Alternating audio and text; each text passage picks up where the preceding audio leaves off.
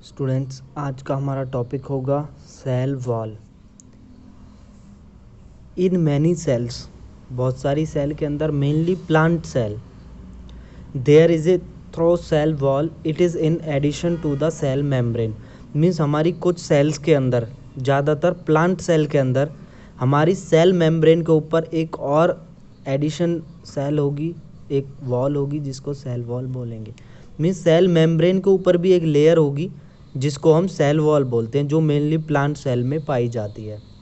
It is found outer to the cell membrane, जो कि cell membrane के ऊपर पाई जाती है।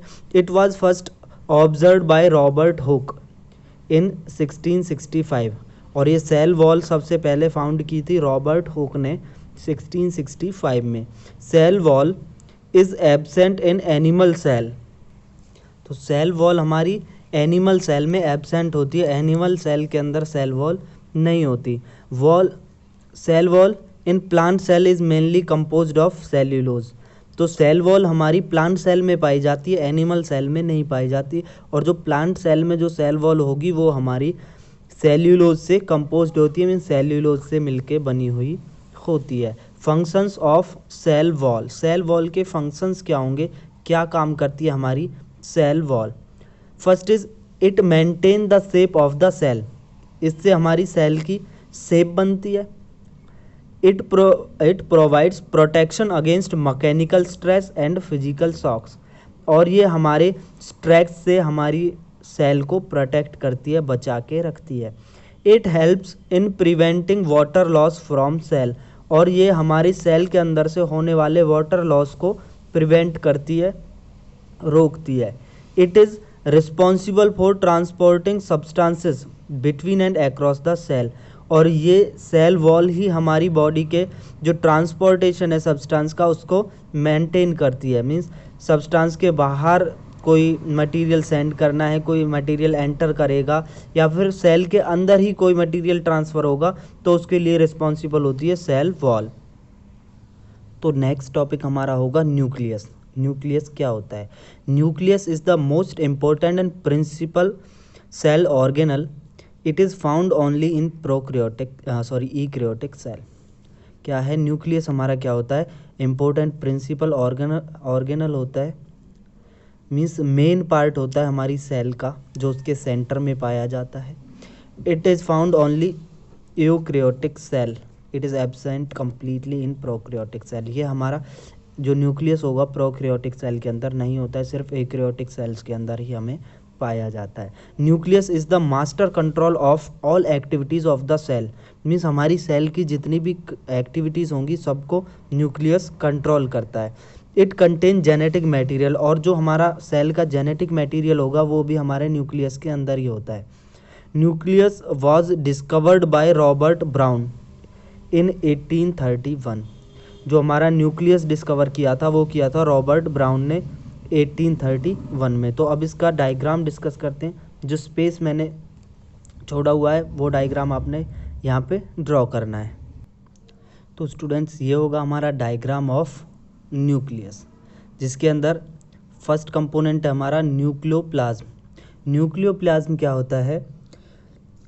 The nucleoplasm is made up of DNA. जो न्यूक्लियोप्लाज्म है वो हमारा डीएनए से मिलके बना हुआ होता है, usually found in nucleus of eukaryotic cell, जो न्यूक्लियस के अंदर पाया जाता है यूकैरियोटिक सेल के। ये हमारा न्यूक्लियस होगा। Second point is nucleus. Nucleoplasm क्या है? जो हमारे डीएनए से मिलके बना हुआ होता है, न्यूक्लियस के अंदर पाया जाता है।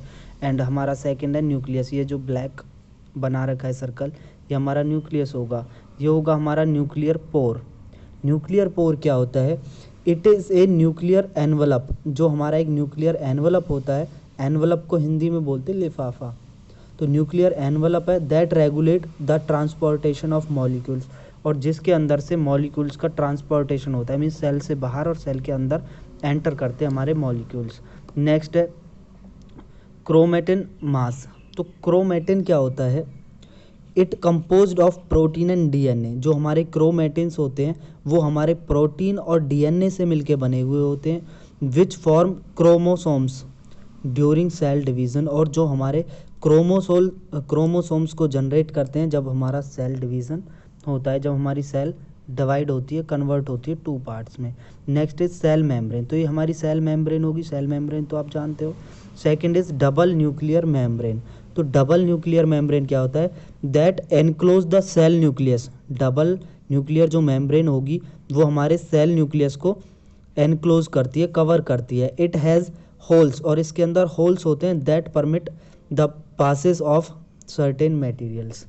जो हमारा डबल न्यूक्लियर मेम्ब्रेन होगा ये हमारे पूरी सेल को एनक्लोज करता है, मीन्स उसको कवर करता है, और इसके अंदर होल्स होंगे जिसके अंदर से हमारे जो मटेरियल्स है वो ट्रांसफ़र होगा सेल के अंदर और सेल के बाहर।